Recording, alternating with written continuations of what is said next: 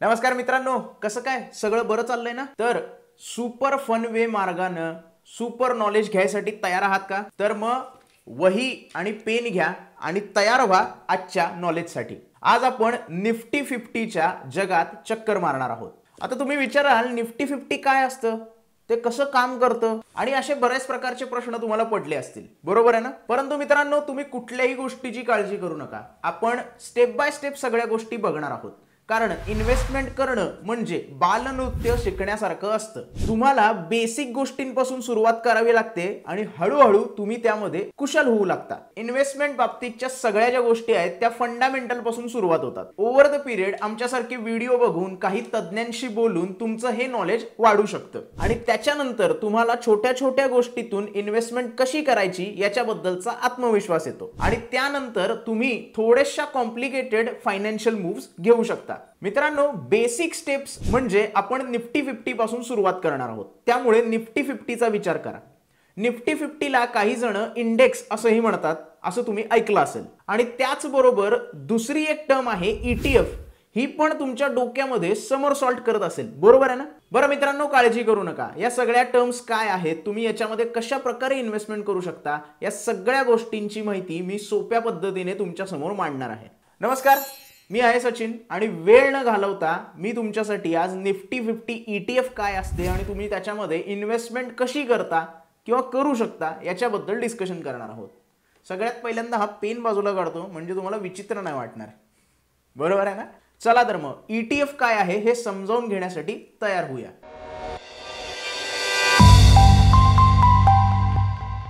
What is Nifty 50 ETF? मित्रांनो, सगळ्या गोष्टी बघण्याच्या अगोदर एक बेसिक गोष्टींचा रिकॅप घेऊया. सगळ्यात पहिल्यांदा समजून घेऊया म्युच्युअल फंड म्हणजे काय असतात ते. आता तुमच्यापैकी बऱ्याच जणांना म्युच्युअल फंड म्हणजे काय हे माहितीच आहे. कल्पना करा की तुम्हाला आणि तुमच्या मित्रांना खूप भूक लागली आहे आणि तुम्हाला पिझ्झा खायचा आहे, पण तुमच्याकडे एवढे पैसे नाही आहेत की प्रत्येकासाठी एक वेगळा पिझ्झा मागवायचा. त्यामुळे प्रत्येकानं एक सेपरेट पिझ्झा मागवण्याच्या ऐवजी प्रत्येकाचे टॉपिंग्स एकाच पिझ्झावर टाकून तुम्ही ते एकत्रपणे एन्जॉय करू शकता. म्युच्युअल फंडचं तसंच आहे. म्युच्युअल फंड पण पिझ्झासारखंच वेगवेगळ्या ज्या काही गुंतवणूक आहेत त्याचं प्रतिनिधित्व करतं, जसं की बॉन्ड, गोल्ड आणि स्टॉक्स. मित्रांनो, म्युच्युअल फंड म्हणजे मित्रासारखा असतो जो सगळ्यांकडून पैसे गोळा करतो आणि एका पिझ्झाची ऑर्डर देतो. जसं तुमच्या पिझ्झाचं मूल्य म्हणजेच तुमच्या गुंतवणुकीचं मूल्य वाढतं, तुम्हाला त्यामध्ये प्रॉफिट व्हायला लागतो आणि प्रत्येकानं जेवढं योगदान केलेलं असतं तेवढा शेअरचा स्लाइस त्याला मिळून जातो. लोकांसाठी आर्थिक तज्ञ न होता एकत्रितरित्या इन्व्हेस्टमेंट करण्याचा हा एक सोपा मार्ग आहे. कारण असं जर तुम्ही केलं तर रिवॉर्ड पण तुम्हाला चांगल्या पद्धतीने मिळतो. जर तुमचा गोंधळ होत असेल तर आय बटनवर आलेला म्युच्युअल फंडचा व्हिडिओ तुम्ही बघू शकता. आम्ही ऑलरेडी याच्यावर एक व्हिडिओ बनवलेला आहे. मित्रांनो, मला एक विशिष्ट मुद्दा तुमच्या समोर मांडायचा आहे की म्युच्युअल फंड जेव्हा तुम्ही बाय करता तेव्हा शेअर मार्केटमध्ये त्याचे युनिट्स तुम्ही बाय आणि सेल करू शकत नाही. म्युच्युअल फंडचे युनिट जे असतात त्याची बाईंग आणि सेलिंगची जी काही प्राइस असते किंवा जी काही प्रक्रिया असते ती दिवसाच्या शेवटी ठरवली जाते. मित्रांनो, या सगळ्या गोष्टी मला सोप्या करून तुम्हाला सांगायच्या आहेत, पण या व्हिडिओच्या उद्देशानं तुम्हाला या सगळ्या गोष्टी माहित असणं खूप जास्त गरजेचं आहे. मित्रांनो, मग आपण आता बघूया इंडेक्स म्हणजे काय. लग्नामध्ये जसं मेन्यू कार्ड असतो वेगवेगळ्या पदार्थांचं, तसंच इंडेक्समध्ये पण आवडत्या कंपन्यांची एक लिस्ट असते. एका इंडेक्समध्ये देशातील सगळ्यात लोकप्रिय कंपन्यांचा एक बंच असू शकतो. मग त्या कंपन्या हेल्थकेअर रिलेटेड असतील, इंडस्ट्रियल रिलेटेड असतील, ऑइल अँड गॅस रिलेटेड असतील किंवा बँक रिलेटेड असतील. देशातल्या सगळ्यात लोकप्रिय कंपन्या त्या इंडेक्समध्ये समाविष्ट असू शकतात. या इंडेक्समध्ये ज्या कंपन्या असतात त्या तिथे समाविष्ट कशा होतात याच्यासाठी त्या कंपनीची साईज काय आहे हे बघितली जाते. ती कंपनी स्मॉल कॅप आहे, मिड कॅप आहे का लार्ज कॅप आहे यानुसार कुठल्या इंडेक्समध्ये ती कंपनी राहणार आहे हे ठरते. आता तुम्ही म्हणाल स्मॉल कॅप, मिड कॅप, ही कॅप म्हणजे काय प्रकार आहे? त्याच्यावर मी थोड्या वेळाने येणारच आहे. मित्रांनो, जसा म्युच्युअल फंड आहे तसाच इंडेक्स फंड पण आहे. हा इंडेक्स फंड काय करतो की जो इंडेक्स आहे त्याच्यामध्ये ज्या लोकप्रिय कंपन्या आहेत त्या कंपन्यांमध्ये गुंतवणूक केली जाते. अर्थात डिटेल बघण्यासाठी आम्ही ऑलरेडी याच्यावर एक व्हिडिओ बनवलेला आहे. तो व्हिडिओ तुम्हाला आय बटनवर मिळून जाईल किंवा डिस्क्रिप्शन मध्ये तुम्ही त्याची लिंक बघू शकता. मित्रांनो, जसं शेकडो लोकांसाठी बनवलेलं अन्न तुम्ही एकटे खाऊ शकत नाही, तसंच इंडेक्समध्ये असलेल्या सगळ्या कंपन्यांमध्ये एका वेळेला तुम्ही इन्व्हेस्टमेंट करू शकत नाही. ही गोष्ट बरोबर आहे ना? म्हणजे ज्याच्याकडे खूप जास्त पैसा आहे तो करेलही, पण आपण आपल्यासारख्या सामान्य लोकांची गोष्ट करतो इथे. जसं लग्नामध्ये जेवायला गेल्यानंतर तुम्ही वेगवेगळ्या पदार्थाचे फक्त नमुने घेता, बरोबर आहे ना, तसंच जेव्हा तुम्ही इंडेक्स फंड मध्ये गुंतवणूक करता तेव्हा तुमचा जो पैसा असतो तो थोड्या थोड्या प्रमाणात वेगवेगळ्या कंपनीमध्ये इन्व्हेस्ट केला जातो आणि तुम्हाला त्या कंपनीचा छोटासा भाग मिळतो. इथपर्यंत सगळ्या गोष्टी क्लिअर झाल्या असतील तर नेक्स्ट स्टेपला जाण्यासाठी तयार राहूया. चला तर मग दिवसाच्या इंडेक्सने सुरुवात करूया. निफ्टी 50. निफ्टी 50 हा स्टॉक मार्केट मधील VIP क्लब सारखा आहे, जो तुम्हाला एकंदर बाजाराची नाडी काय आहे हे समजण्यासाठी मदत करतो. मित्रांनो, निफ्टी 50 म्हणजे देशातील, आपल्या भारतातील सगळ्यात ज्या टॉप लेवलच्या कंपन्या आहेत त्यांना मिळून बनवलेला एक इंडेक्स आहे. म्हणजे त्याच्यामध्ये हेल्थकेअर, बँक्स, फायनान्स, त्याच्यानंतर ऑइल अँड गॅस आणि इतर इंडस्ट्रीज आहेत त्यातल्या टॉप 50 कंपन्या सामील केलेल्या आहेत. मित्रांनो, कल्पना करा की देशातल्या एक्स्ट्रा ऑर्डिनरी टॉप 50 कंपन्यांचं हे गॅदरिंग आहे. निफ्टी 50 मध्ये असलेल्या 50 कंपन्या थोड्याशा फास्ट फॉरवर्ड मध्ये आपण बघूया. तुमच्या स्क्रीनवर आता जो टेबल दिसत आहे त्या 50 कंपन्या निफ्टी 50 मध्ये सामील आहेत. त्या कंपन्या कुठल्या आहेत, निफ्टी 50चं त्यांचं वेटेज काय आहे आणि इंडस्ट्री कुठली आहे, या सगळ्या गोष्टी आता तुमच्या समोर दिसत आहेत. ज्याच्यामध्ये आपल्याला HDFC, Reliance, ICICI bank, Infosys, ITC, TCS, L&T, axis bank सारख्या टॉप लेवलच्या कंपन्या दिसत आहेत. त्याचबरोबर वेगवेगळ्या सेक्टरच्या कंपन्या आपल्याला इथे बघायला मिळतात, जसं की Tata steel, Bajaj Finserv, NTPC, power grid corporation, JSW steel.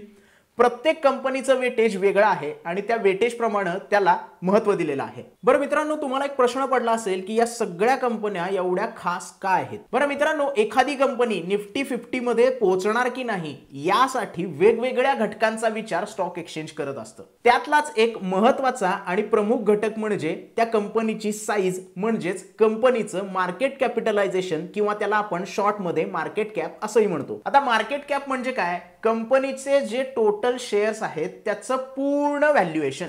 म्हणजे समजा एखाद्या कंपनीची शेअर मार्केटमध्ये शेअरची किंमत 10 रुपये आहे आणि त्या कंपनीकडे टोटल 100 शेअर आहेत, तर त्या कंपनीचं मार्केट कॅपिटलायझेशन 1000 रुपये इतकं होईल. कंपनीच्या ह्याच कॅपिटलायझेशन बद्दल बऱ्याच ठिकाणी वेगवेगळ्या पद्धतीने बोललं जातं. म्हणजे कंपनीचं मार्केट कॅप ज्या पद्धतीचं आहे त्या पद्धतीची टर्म्स त्यांना संबोधली जाते. म्हणजे काही कंपन्यांचं मार्केट कॅपिटलायझेशन कमी असेल तर त्यांना स्मॉल कॅप कंपनीज, आणि सगळ्यात जास्त असेल तर लार्ज कॅप कंपनी असं त्या कंपन्यांना म्हणलं जाऊ शकतं. मित्रांनो, ज्या कंपन्या निफ्टी 50 मध्ये सामील केल्या जातात त्या banking sector, healthcare sector, consumer sector आणि प्रत्येकाचे जे सेक्टर्स आहेत त्या सेक्टरचे लीडर असतात. या कंपन्यांचा तुम्ही पॉवर हाऊस किंवा इंडस्ट्री टायटन्स म्हणून विचार करू शकता. त्या कंपन्यांनी निफ्टी 50 मध्ये स्वतःचं स्थान बनवून ठेवलेलं आहे, कारण त्या कंपन्या सतत ग्रो करत आलेल्या आहेत. त्या कंपन्या स्टेबल आहेत, त्या कंपन्यांचे फायनान्शियल्स चांगले आहेत, विजन्स चांगले आहेत आणि त्या कंपन्यांचे ओव्हरऑल जे फंडामेंटल्स आहेत ते सगळे स्ट्रॉंग आहेत. ज्याप्रमाणे बॉलिवूडमध्ये जे काही हिरो हिरोईन आपल्या प्रसिद्धीने किंवा आपल्या चांगल्या कामाने छाप पाडतात, त्याचप्रमाणे या कंपन्या आपल्या चांगल्या फंडामेंटल्सने निफ्टी 50 मध्ये येतात. आणि म्हणूनच निफ्टी 50 मधल्या या सगळ्या कंपन्यांना शेअर मार्केटमधील स्टार्स असं म्हणलं जातं. मित्रांनो, तुम्हाला सगळ्यांना माहितीच आहे की तुम्ही या कंपन्यांचे शेअर्स जेव्हा खरेदी करतात तेव्हा तुम्ही छोट्या प्रमाणात का होईना त्या कंपनीचे मालक होता आणि त्यांच्या यशामध्ये आणि त्यांच्या सक्सेसमध्ये तुम्ही तुमचं कॉन्ट्रीब्युशन देत असता. या कंपन्या जशा जशा वाढतात आणि स्वतःचा विस्तार करतात किंवा स्वतःचं प्रॉफिट वाढवतात, रेव्हेन्यू वाढवतात, तसा तसा तुम्हालाही त्याचा फायदा व्हायला लागतो. कारण तुम्ही जी त्या कंपनीमध्ये किंवा त्या शेअर्स घेऊन त्या कंपनीमध्ये गुंतवणूक केलेली असते ती गुंतवणूकही कालांतराने वाढायला लागते. आता सगळ्यात महत्त्वाचा प्रश्न म्हणजे निफ्टी 50 मध्ये 50 जे स्टॉक आहेत त्यातले नेमके कुठले बाय करायचे आणि कुठले सोडून द्यायचे, बरोबर आहे ना मित्रांनो. आणि इथेच सगळ्यात जास्त अमेझिंग पार्ट आहे. तुम्हाला कुठेही बाहेर जाण्याची गरज नाही आहे आणि तुम्हाला फायदा घेण्यासाठी सगळ्या निफ्टी 50च्या स्टॉकमध्ये इन्व्हेस्टमेंट करायची पण गरज नाहीये, कारण याच पॉइंटला निफ्टी 50 ETF कार्य करतो. आणि निफ्टी 50 ETF हा इन्व्हेस्टरसाठी खूप जास्त कन्व्हिनियन्स ठरतो इन्व्हेस्टमेंटच्या बाबतीत. What is ETF? घाबरू नका. ETF म्हणजे काय हे सगळं व्यवस्थित समजावून सांगितल्याशिवाय मी पुढच्या स्टेपला जाणारच नाहीये. तर मित्रांनो, ETF म्हणजे इंडेक्स म्युच्युअल फंड सारखाच असतो, पण तो स्टॉक मार्केटवर ट्रेड होत असतो. जसे एखाद्या कंपनीचे शेअर्स आपण बाय करतो तसाच आपल्याला ETF स्टॉक मार्केटवर तुमच्या डीमॅट अकाउंटवर बाय करता येतो. आणि तोही मार्केट आवर्स मध्ये. मगाशी मी म्हणलं की ETF हा इंडेक्स म्युच्युअल फंड सारखा असतो, मग दोघांमध्ये वेगळं काय आहे तेही सांगणार आहे. दोन्ही इन्व्हेस्टमेंटचे गुणधर्म सेम असतात पण थोड्याशा वेगळ्या पद्धतीने. मित्रांनो, हे ETF कशा पद्धतीने काम करतं हे तुम्हाला माहिती आहे का? आणि जर माहित असेल तर कमेंटमध्ये मला तसं कळवा. आणि माझं आणि तुमचं उत्तर जुळतंय का हे आपण नंतर बघूया. जसं मी मगाशी सांगितलं, ETFचे सगळे जे व्यवहार आहेत ते स्टॉक एक्सचेंजवर केले जातात. म्हणजे मार्केट आवर्समध्ये एखादा स्टॉक तुम्ही जसा बाय करता तसं तुम्ही ETF बाय किंवा सेल करू शकता. इथे एक गोष्ट लक्षात ठेवा, म्युच्युअल फंडसाठी ही गोष्ट तुम्ही करू शकत नाही. रोजच्या प्राइसला बाय किंवा सेल तुम्ही मार्केटमध्ये करू शकत नाही. त्यामुळे म्युच्युअल फंडमध्ये तुम्हाला बाईंग किंवा सेलिंग करायचे असेल तर तुम्हाला दिवस संपायची वाट बघावी लागते. आणि इकडे ट्रेडिंग आवर्स मध्ये तुम्ही निफ्टीमध्ये बाईंग किंवा सेलिंग करू शकता. या दोघांमध्ये इतकाच फरक आहे, पण हाच फरक सगळ्यात जास्त महत्त्वाचा आहे. त्याशिवाय जी प्रमुख वैशिष्ट्ये आहेत त्यामध्ये सगळ्यात महत्त्वाचं वैशिष्ट्य म्हणजे डायव्हर्सिफिकेशन, जे इंडेक्स फंड मध्ये आणि ETF मध्ये आपल्याला समान दिसून येतं. जसं जेवताना तुमच्या थाळीमध्ये अशा काही गोष्टी आहेत जे तुम्हाला आवडत नाहीयेत, पण इतरही गोष्टी तिथे अवेलेबल आहेत ज्याचा स्वाद तुम्ही घेऊ शकता. ETF मध्ये जर समजा एखादी कंपनी चांगल्या प्रकारे रिटर्न जनरेट करत नसेल तर दुसरी कंपनी तिथे अवेलेबल असते जी तुम्हाला ते रिटर्न भरून काढण्यात मदत करते. इंडेक्स म्युच्युअल फंड प्रमाणेच ETF पण डायव्हर्सिफाय इन्व्हेस्टमेंटसाठी एक सोपा आणि चांगला पर्याय आहे आणि एक डायव्हर्सिफाय पोर्टफोलिओ तयार करण्यासाठीचा शॉर्टकट सुद्धा आहे. मित्रांनो, आता तुम्ही इंडेक्स फंड आणि ETF या दोघांमधला फरक जाणून घेतलेला आहे. मग आता आपण म्युच्युअल फंड जे आहे ते थोडंसं मागे ठेवूया आणि मेन मुद्द्यावर येऊया. आता निफ्टी 50 म्हणजे काय आपण बघितलं आणि ETF म्हणजे काय आपण बघितलं. आता या दोन प्रकारांना एकत्र करून निफ्टी 50 ETF काय आहे तेही बघूया. Nifty 50 ETF overview. मित्रांनो, भारतीय शेअर मार्केटमधील रत्नांनी भरलेला खजाना म्हणून याची कल्पना करा. निफ्टी 50 ETF हा एक युनिक इन्व्हेस्टमेंट ऑप्शन आहे जो निफ्टी 50चा इंडेक्स आहे त्याची नक्कल करतो, कारण त्याच्यासाठीच तो डिझाइन केलेला आहे. जेव्हा तुम्ही ETFच्या एका युनिटमध्ये इन्व्हेस्टमेंट करता तेव्हा या खजिन्यातला एक रत्न तुम्ही तुमच्याकडे घेता आणि त्यामध्ये टॉप 50 कंपन्यांचे शेअर्स डिवाइड केलेले असतात. याचाच अर्थ असा आहे की जेव्हा तुम्ही ETFचा एक युनिट बाय करता तेव्हा भारतातील टॉप कंपन्यांचे शेअर्स तुमच्याकडे अवेलेबल असतात आणि तेही प्रत्येक कंपन्यांचे वेगवेगळे शेअर खरेदी न करता. Difference between Nifty 50 and Nifty 50 ETF. मित्रांनो, आता हे दोन्ही गोष्टी सारख्याच वाटतात, बरोबर आहे ना? मला माहिती आहे की तुमच्यापैकी बऱ्याच जणांना हा प्रश्न पडला असेल की या दोघांमध्ये मोठं काय आहे. निफ्टी 50 आणि निफ्टी 50 ETF मध्ये फरक काय आहे. चला तर मग हा फरकच जाणून घेऊया. सगळ्यात पहिल्यांदा आपण निफ्टी 50 काय आहे ते बघून घेऊया. मित्रांनो, निफ्टी 50 म्हणजे नॅशनल स्टॉक एक्सचेंज म्हणजेच NSE ने मेंटेन केलेला एक इंडेक्स आहे. मित्रांनो, निफ्टी 50 काय करतं तर निफ्टी 50 म्हणजे भारतातील टॉप 50 लिक्विड आणि लिस्टेड कंपन्यांचं प्रतिनिधित्व करतं. निफ्टी 50 इंडेक्सचा क्रिकेटमधील एका मोठ्या स्कोरबोर्ड सारखा विचार करा. हे स्टेडियम मध्ये लावलेल्या एका मोठ्या स्क्रीन सारखं आहे जे भारतातील टॉप कंपन्या कशा परफॉर्म करत आहेत ते निफ्टी 50 मध्ये तुम्हाला दाखवतं. पण इथे एक ट्विस्ट आहे. हा जो स्कोर बोर्ड आहे किंवा ही जी स्क्रीन आहे याच्यावरून थेट तुम्ही बाईंग आणि सेलिंग करू शकत नाही. हे म्हणजे स्टँडवरून फक्त सामना पाहण्यासारखं आहे. तुम्ही तिथे जाऊन खेळू शकत नाही, तुम्ही फक्त स्कोर बघू शकता. यापैकी बाकी काहीही नाही आहे निफ्टी 50. तुम्ही तिथे बाईंग आणि सेलिंग करू शकत नाही, फक्त इंडियन मार्केटमध्ये टॉप 50 कंपन्यांचा परफॉर्मन्स काय आहे तो तुम्ही तिथे चेक करू शकता. आणि हाच निफ्टी 50 म्हणजे ETF आणि अदर फायनान्शियल प्रोडक्टसाठी एक रेफरन्स म्हणून वापरला जातो. तर हे झालं निफ्टी 50 बद्दल. आता निफ्टी 50 ETF काय आहे हे जाणून घेऊया. मित्रांनो, निफ्टी 50 ETF हा एक एक्सचेंज ट्रेडेड फंड आहे ज्याचा उद्देश आहे निफ्टी 50च्या कामगिरीचं म्हणजे निफ्टी 50च्या इंडेक्सच्या कामगिरीची प्रतिकृती तयार करणे.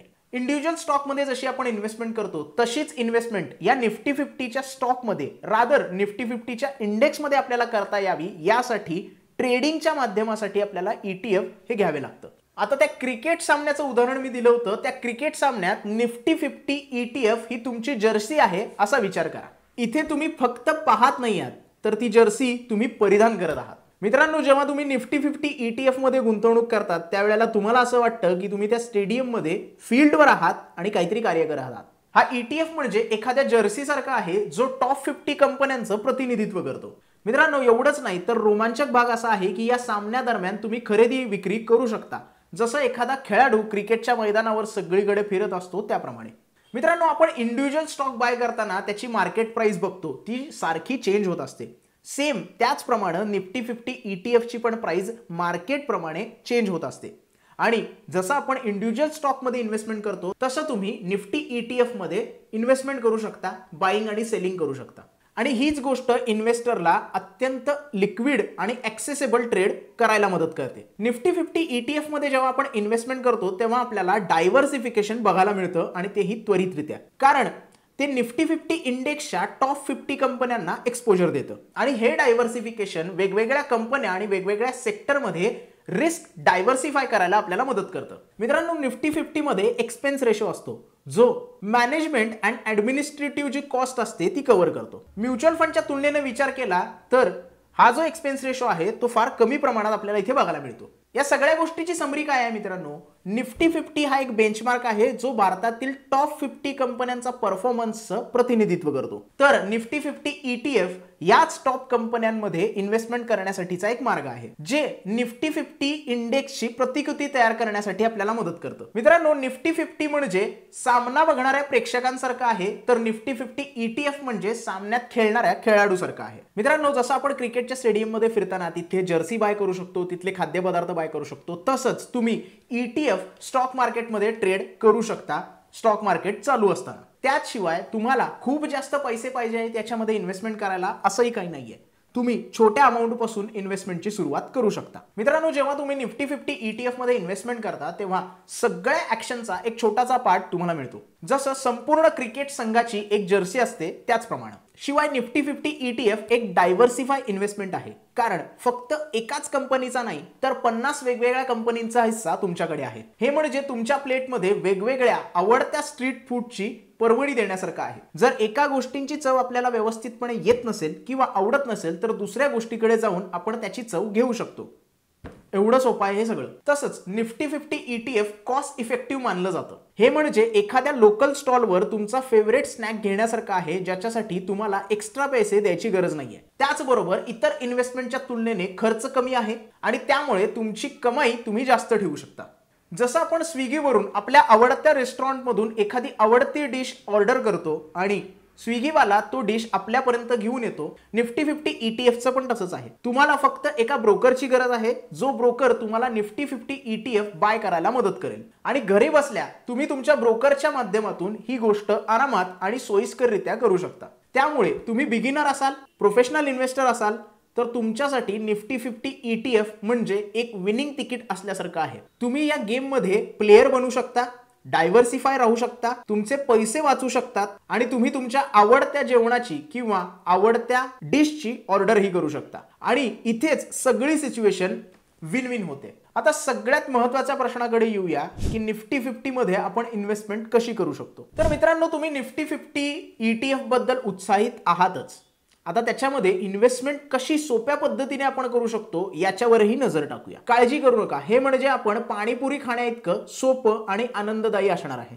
सगळ्यात पहिल्यांदा तुम्हाला स्टॉक ब्रोकर निवडावा लागेल. जसं तुम्ही ग्रॉसरी खरेदीसाठी शेजारच्या दुकानात जाता तसंच तुम्हाला स्टॉक बाय करण्यासाठी एक स्टॉक ब्रोकर असणं गरजेचं आहे.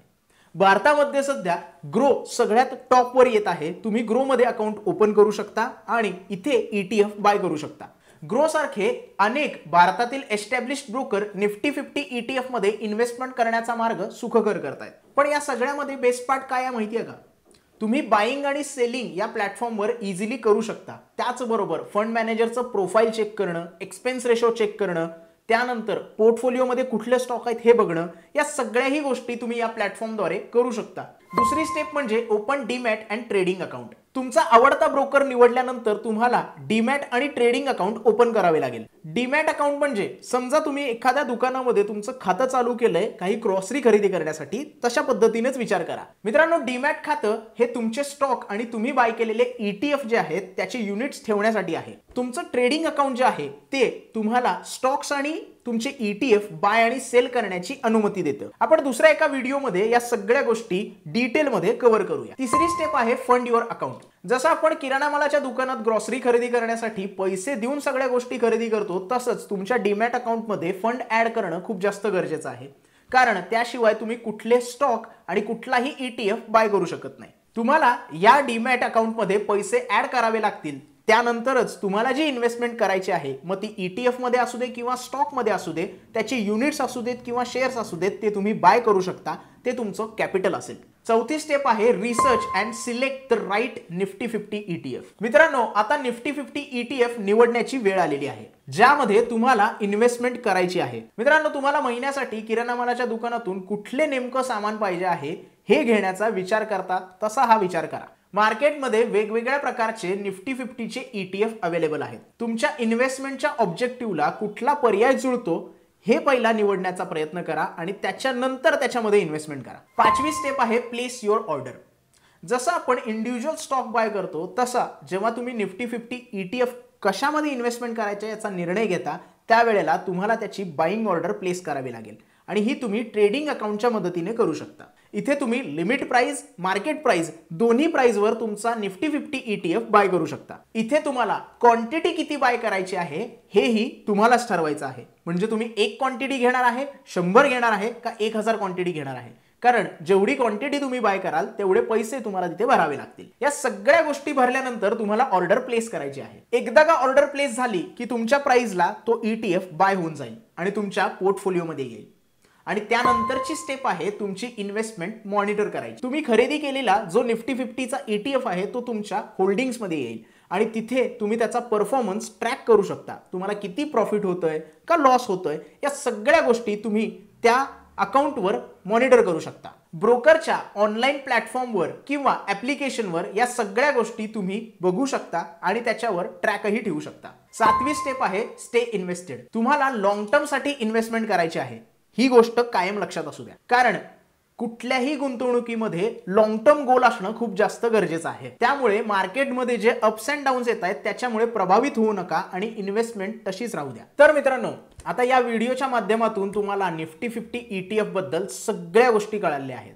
निफ्टी 50 मध्ये इन्व्हेस्टमेंट करणं हे ऍक्सेसेबल आहे, एन्जॉयबल आहे आणि लॉंग टर्म गोल सेट करण्यासाठी तुम्हाला मदत करतं. मित्रांनो, तुम्ही बिगिनर असाल किंवा अनुभवी इन्व्हेस्टर असाल, निफ्टी 50 ETF हे तुमच्या पोर्टफोलिओसाठी एक डायव्हर्सिफिकेशन प्रोव्हाइड करून देतं. पण सगळ्या गोष्टी करण्याच्या अगोदर, कुठेही इन्व्हेस्टमेंट करण्याच्या अगोदर रिसर्च करा. तुमचे लॉंग टर्म गोल्स काय आहेत, फायनान्शियल गोल्स काय आहेत या गोष्टीचा विचार करा आणि नंतरच इन्व्हेस्टमेंट करा. पेशन्सचा गोल्डन रूल कायम लक्षात ठेवा.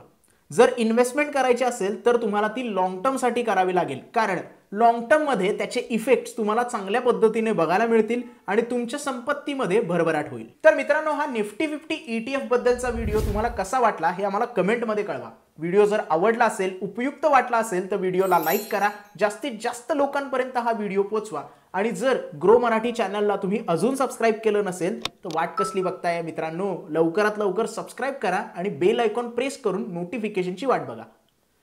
धन्यवाद.